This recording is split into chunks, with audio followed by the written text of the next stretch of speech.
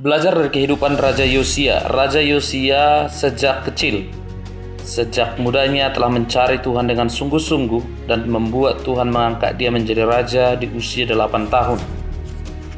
Raja Yosia berhasil dalam segala pekerjaannya karena dia menyenangkan hati Tuhan.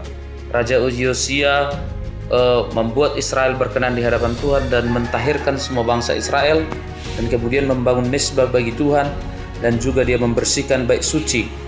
Dan dalam masa zaman Yosia juga ditemukan kitab Taurat yang kalau dikondisikan mungkin kitab ulangan. Dan saat dia mengetahui bahwa kitab itu telah ditemukan imam, dia langsung mengoyakkan jubahnya tanda pertobatan dan dia mengumumkan pertobatan massal.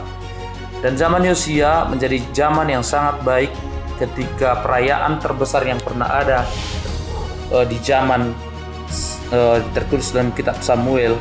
Di sana dikatakan bahwa pada zaman Raja Yosia lah pernah ada perayaan Paskah paling besar.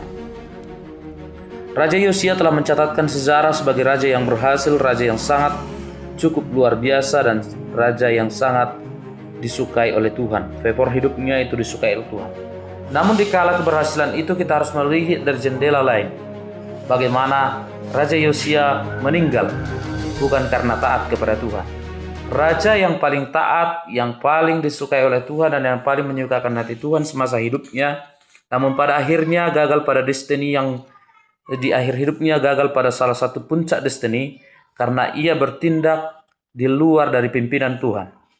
Saat Firaun Neko kedua datang untuk membantu Asyur dalam peperangan, namun tidak sedang mengganggu Yehuda pada waktu itu. Namun Raja Yosia menggunakan strategi manusia, bukan strategi Tuhan. Dia bergerak menghadang pasukan Mesir, walaupun Firaun Neko pada waktu itu sudah mengatakan bahwa Tuhan yang menyuruhnya untuk membantu Raja Asyur dan tidak sedang mengganggu Yehuda. Raja Yosia tidak mengendahkan perkataan Firaun, oleh karena dia merasa adalah sebuah strategi untuk menjaga kedaulatan negaranya, untuk menjaga kedaulatan kerajaannya, sehingga dia berketapan hati untuk mengganggu perjalanan pasukan Firaun ke Asyur. Dan di sanalah Raja Yosia meninggal karena dia bertindak dengan strategi manusia. Padahal benar-benar kalau suara yang diterima oleh Firaun Neko pada waktu itu adalah benar-benar suara Tuhan.